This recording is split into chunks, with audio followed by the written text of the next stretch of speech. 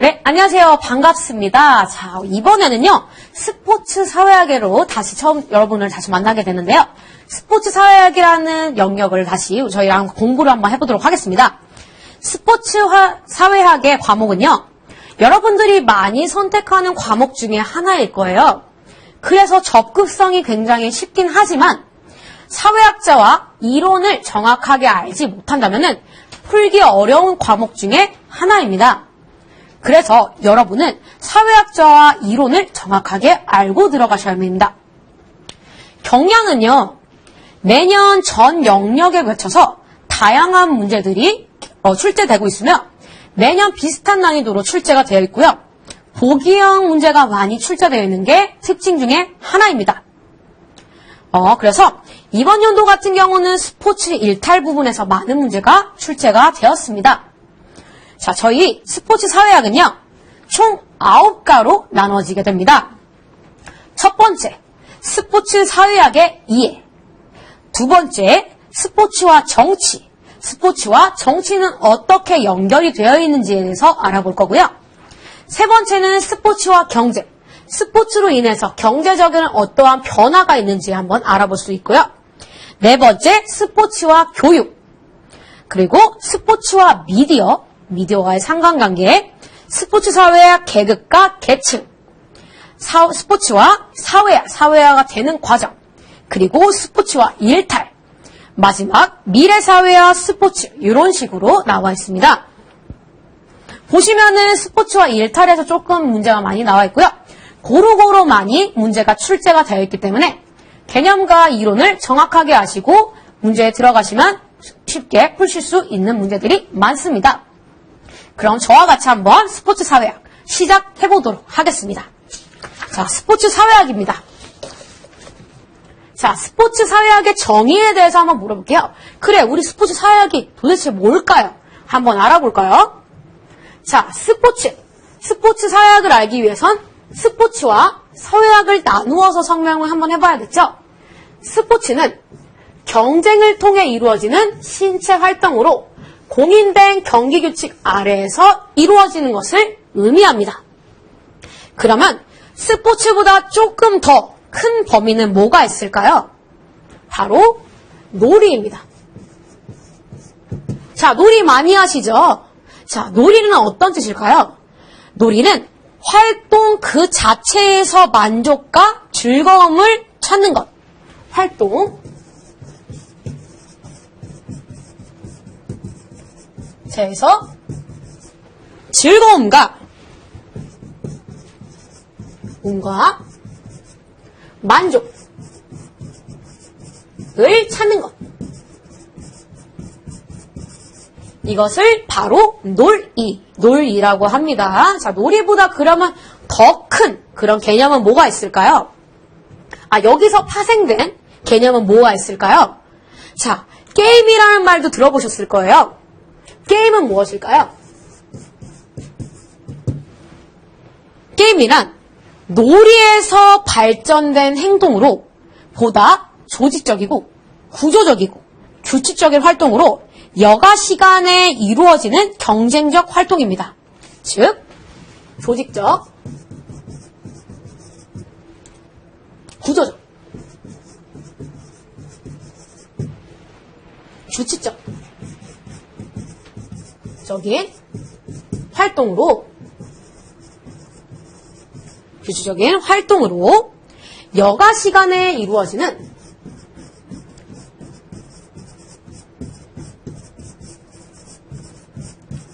여가 시간에 이루어지는 경쟁적 활동입니다. 이렇게 게임과 놀이와 스포츠에 대해서 비교하는 문제가 가끔씩 나올 수가 있기 때문에 이 개념을 정확하게 아시고 넘어가도록 하겠습니다. 즉, 스포츠는 경쟁을 통해 이루어지는 신체 활동으로 공인된 경기 규칙 아래에서 이루어집니다. 이것이 바로 스포츠고요. 그럼 사회학이란 무엇일까요? 사회학이란요, 사회에서 발생 또는 이루어지는 모든 관계를 설명하기 위한 학문입니다. 그쵸? 사회에서 발생하는 여러 가지를 설명하기 위한 학문을 바로 사회학이라고 합니다. 그러면 스포츠와 사회학을 연결시킨 스포츠 사회학은 도대체 어떤 의미를 가지고 있을까요? 자, 스포츠의 사회학은 1번 스포츠과학의 분과 학문입니다. 스포츠과학의 분과 학문으로 스포츠의 맥락에서 인간의 사회 행동 법칙을 규명하는 그런 학문입니다. 스포츠와 사회관계에 관심을 둡니다. 스포츠를 단순히 인간활동이 아니라 사회적 구성물로 해석하는 학문입니다. 또 하나가 더 있습니다. 사회학적 이론과 연구 방법을 스포츠 현장에 적용하여 연구하는 학문이 바로 스포츠 사회학이라고도 할 수가 있어요. 자, 여기서 다른 사회학자들이 많이 스포츠 사회학에 대해서 정의를 내렸는데요. 캐년과 로이라는 사람은요, 스포츠 맥락에서 인간의 사회행동 법칙을 규명하는 학문이라고도 했고요. 레오나르드라는 사람은 스포츠 현장에서 사회구조와 사회과정의 개념을 응용하는 학문이다. 이렇게 해서 많은 사람들이 스포츠 사회학을 이렇게 정의를 하고 있습니다.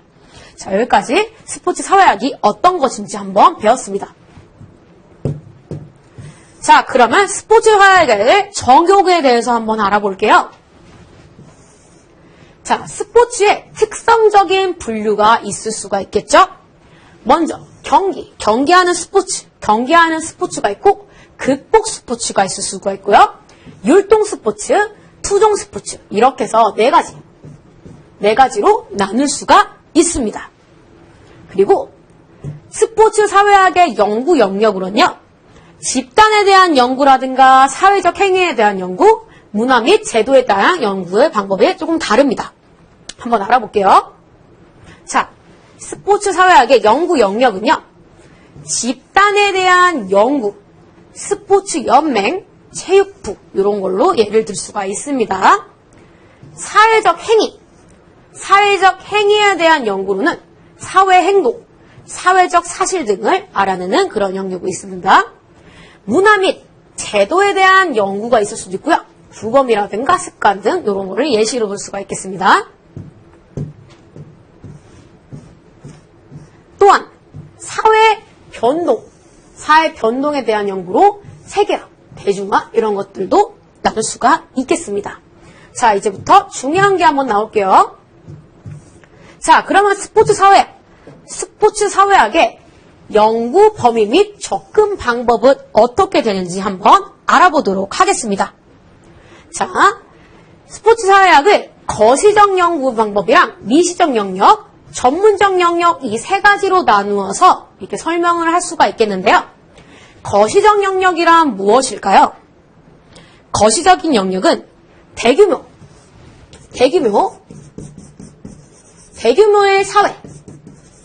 대규모의 사회 체계를 구성합니다. 거시적 영역은 대규모의 사회 체계를 구성하는 그런 영역입니다. 그래서 사회 제도 간의 관계 연구로 포괄적인 범위, 거시적이니까 포괄적인 범위를 할 수가 있겠죠. 그래서 스포츠와 교육이 두 번 나와 있네요.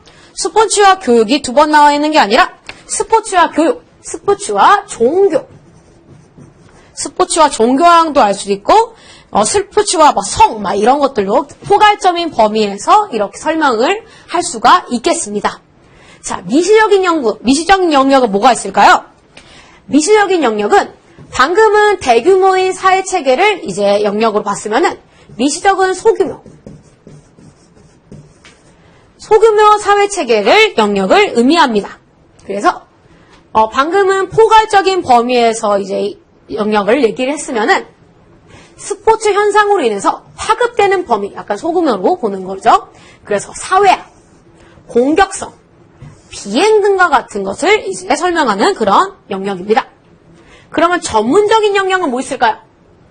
전문적인 영역은 스포츠의 근본적인 현상 및 형체, 한문성, 일치성을 알아보는 영역입니다. 이렇게 해서 전문적 영역을 하고요. 이것은 학문의 적합성, 학문의 특성, 스포츠의 본질적 정체를 알아보는 게 가장 큰 그런 영역이라고 볼 수가 있습니다. 자, 이렇게 해서 연구 범위는 거시적 영역, 미시적 영역, 전문적 영역 이 세 가지로 나눌 수가 있으면 이러한 예는 스포츠 교육이라든가 사회화 이런 것들은 한번 짚고 넘어가시면 될 것 같습니다. 여기까지 스포츠 사회화 연구 범위였습니다. 자, 그러면요 여기서부터 이제 중요한 기능이 나오죠. 스포츠는 어떠한 사회적 기능을 하는지에 대해서 알아보도록 하겠습니다. 스포츠의 사회적 기능입니다. 스포츠의 사회적 기능은요. 첫 번째, 사회 정서적인 기능을 하고요. 두 번째로는 사회화 기능을 합니다. 세 번째는요. 사회 통합 및 통제 기능 이 세 가지를 하고 있습니다. 자, 사회 정서적 기능은 어떠한 기능이 있을까요? 사회 구성원 간의 긴장과 공격성을 해소하는 역할을 하고요. 체제를 유지하는 기능을 합니다. 예를 들어 한번 설명해 볼까요? 우리가 월드컵이라든가 올림픽처럼 메가 이벤트가 있었을 때 다 같이 모여서 즐겁게 사회적으로 정서를 유감을 이제 하고 있죠. 그런 것처럼 사회 정서적으로 이러한 역할을 하는 것이 바로 사회 정서적 기능입니다. 스포츠가 하는 역할 중에 하나죠. 두 번째는요. 사회화. 우리가 사회화, 이제 사회적으로 이제 들어갈 수 있도록 하는 기능이 있어요. 적응을 할 수 있는 기능이라든가 목표 성취의 기능, 이런 사회적 기능을 할 수가 있습니다. 스포츠를 통해서. 마지막은 사회 통합 및 통제할 수 있는 기능이 있어요. 스포츠를 통해서 사회 통합 및 통제가 가능할 수도 있어요. 그렇기 때문에 이 스포츠는 굉장히 많은 기능을 하죠. 첫 번째 사회 정서적 기능을 하고요. 두 번째 사회적 기능을 하고요. 세 번째 사회 통합 및 통제 기능 요 세 가지를 하고 있다는 것을 굉장히 잘 보고 보시면 좋을 것 같습니다. 자, 이렇게 해서 스포츠의 사회적 기능에 대해서 알아봤습니다. 자, 이제 본격적으로 이제 이론에 대한 이야기가 나오도록 하겠습니다. 우리 책에서는요. 구조기능주의 이론이 있고요. 그리고 갈등 이론이 있는데 더 다른 이론들도 있기 때문에 이건 한번 적으면서 써보시는 게 굉장히 좋을 것 같습니다. 자, 처음에 구조기능주의 이론에 대해서 한번 알아보겠습니다. 구조기능주의 이론이 있습니다. 이 이론은 과연 어떤 것을 의미할까요? 기본 가정으로 사회가 본질적으로 상호 연결되어 서로 의존하고 있다. 이렇게 서로 의존하고 있는 게 이제 이런 이론 중에 하나입니다. 그래서 상호 관련 및 의존적인 사회제도는 전체 사회의 안정에 기여한답니다. 즉, 사회를 하나의 유기체로 비유하는 그런 기능이 있습니다. 사회를 하나로 이해하고 있는 거죠. 자, 이렇게 하게 되면은 문제가 뭘까요? 문제가 당연히 있겠죠. 하나의 유기체로 계속 비유를 하다 보니까 스포츠상에서 일어날 수 있는 갈등을 무시합니다.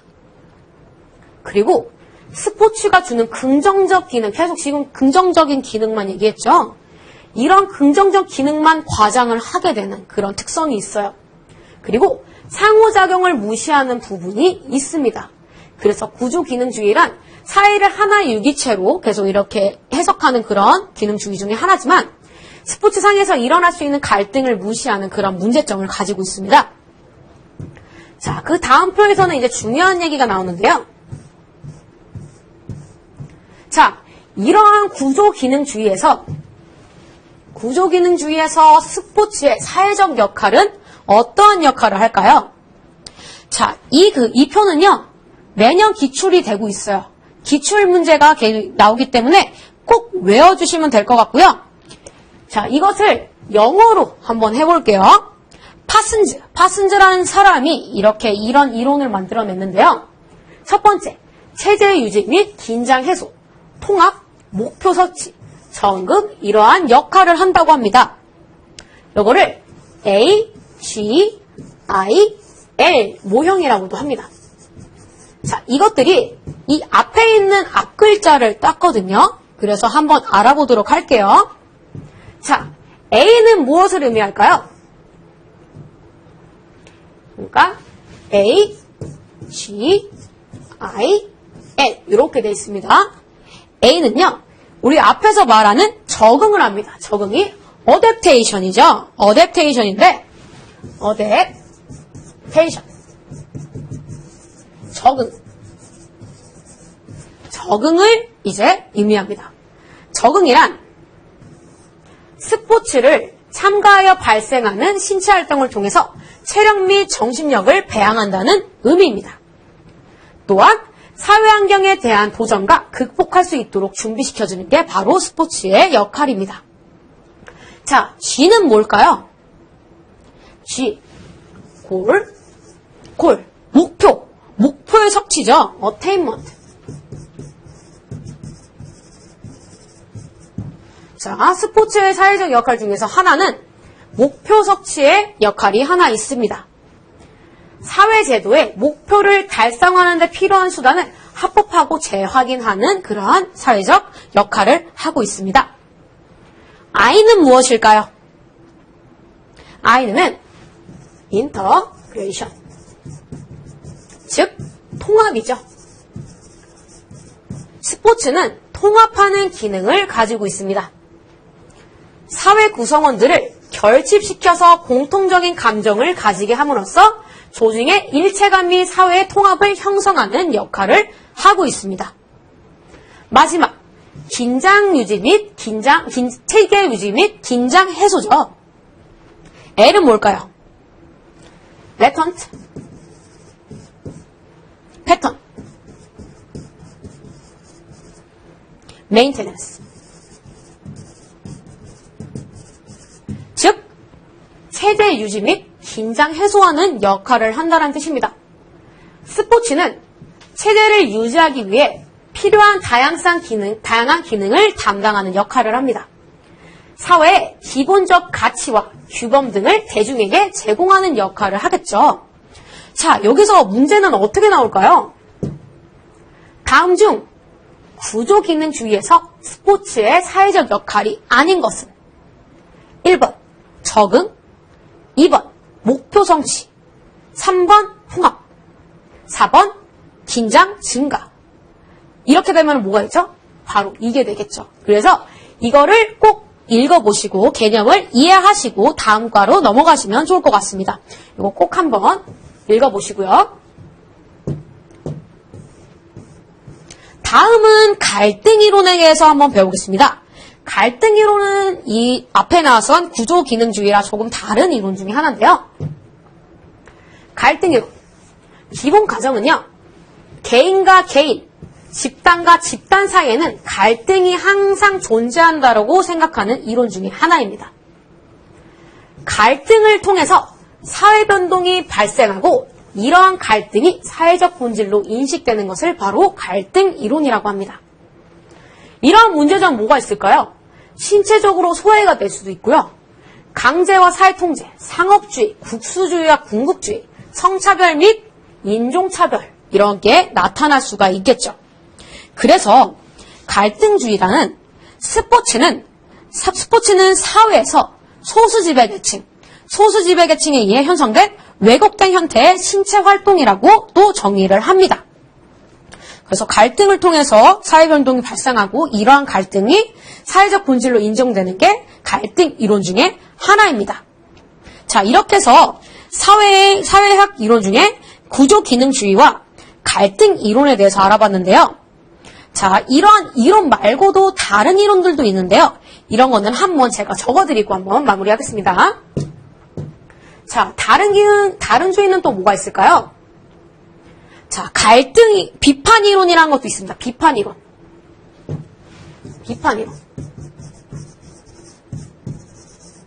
자, 비판 이론이란 사회의 본질을 명확하게 규명하는 것을 목표로 합니다. 그래서 인간의 삶을 사현정신을 규명하고 폭로하고 비판하는 데 관심이 있는 그런 이론 중에 하나입니다. 그런 이론이 하나 더 있고요. 또 다른 이론은 상징적 상호작용. 상징적 상호작용이란 사람들이 서로 의미를 교환하고 상황을 정리하는 과정을 통해 인간의 능동적인 사고와 행위의 측면을 설명한 것이 바로 상징적 상호작용입니다. 자, 이 책에는 지금 구조기능주의라 갈등 이론에 대해서만 나왔지만 저희는 비판 이론과 상징적 상호작용론도 이런 게 있다까지만 알고 나시면 굉장히 도움이 많이 될 것 같습니다. 이렇게 해서 스포츠 사회학의 이론에 대해서 한번 알아봤고요. 자, 마지막으로는 거트만이 말한 이 근대 스포츠 특성에 대해서 한번 알아보도록 하겠습니다. 자, 근대 스포츠의 특성은 뭐가 있을까요? 먼저 수량화입니다. 스포츠는 어떠한 방식으로든 전부 다 측정 가능한 숫자로 표현을 하는 게 특징입니다.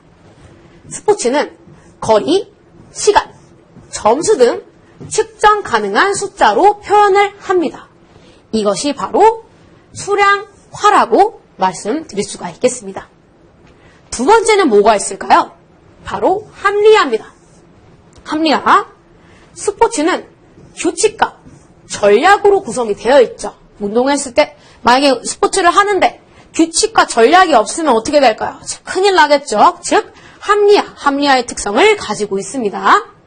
그리고 세 번째, 전문화입니다. 전문화는 포지션의 분화와 리그의 세분화를 촉진하는 역할. 나눠서 나가는 게 특성 중에 하나겠죠.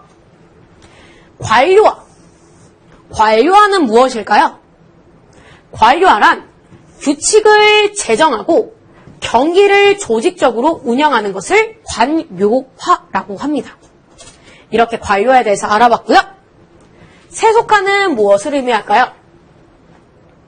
세속화란 물질적 세계를 내포하고 있어 경제적인 보장, 명예 등을 관심을 촉구하는 것을 바로 세속화라고 합니다. 이러한 특징을 가지고 있고요. 평등화. 출생이나 사회적 배경에 의해 규제되어서는 안 됩니다. 평등해야 되고요. 모든 경쟁자는 동등한 조건에서 경쟁돼야 된다는 것이 바로 평등화의 특성 중에 하나입니다. 마지막, 기록화입니다. 기록화는 무엇을 의미할까요? 스포츠는 기록의 수립과 갱신을 강조합니다.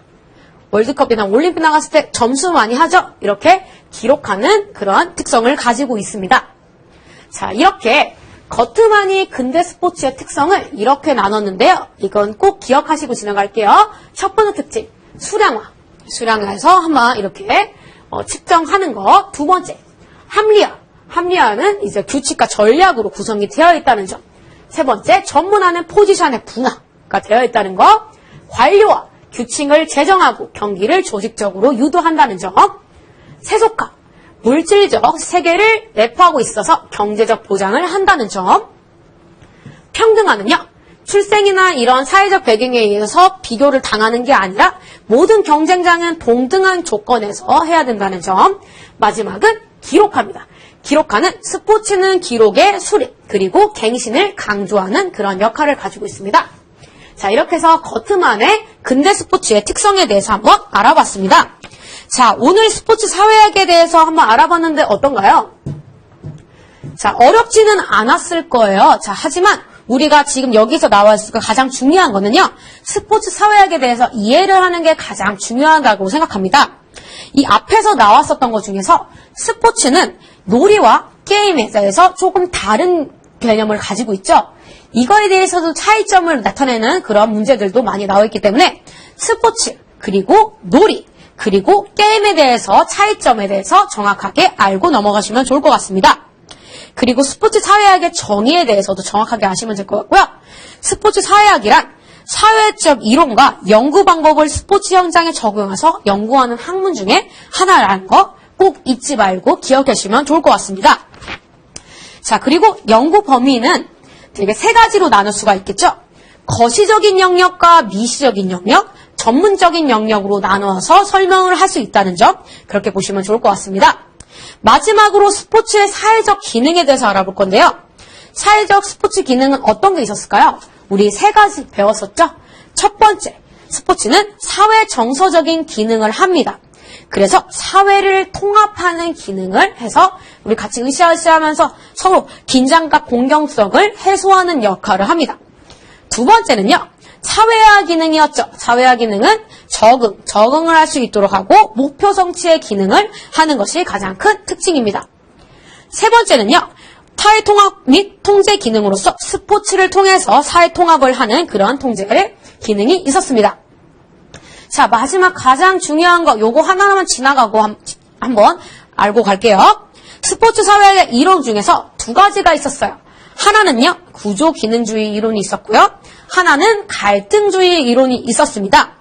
구조기능주의는 우리가 같이 하나의 유기체로 설명하는 그런 이론 중에 하나였고요. 여러 가지 문제는 이러한 스포츠가 주는 긍정적인 기능만 과장한다는 점, 그 점이 있었습니다. 그래서 구조기능주의에서 스포츠의 역할에서 이 네 가지 모형을 봤었죠. 이것은 매년 기출이 되고 있기 때문에 꼭 외워주세요. 첫 번째, 적응. 두 번째, 목표 성취. 세 번째, 통합. 네 번째, 체계 유지 및 긴장 해소. 이런 역할을 하고 있다는 거 그렇게 알고 계시면 될 거예요. 갈등이론. 갈등이론이란 개인과 개인, 집단과 집단 사이에서는 항상 갈등이 존재한다는 이론입니다. 이런 이론이 있었습니다. 그렇게 해서 오늘은 스포츠 사회학에 대해서 한번 이해를 한번 해봤고요. 다음 과부터는 이제 스포츠와 정치, 어떻게 정치와 연결이 되는지에 대해서 알아보겠습니다. 오늘은 좀 외울 것들이 많아요. 그래서 꼭 이해하시고 암기하시고 다음 강의를 들어주시면 훨씬 더 좋을 것 같습니다. 이것으로 1장을 마무리하도록 하겠습니다. 감사합니다.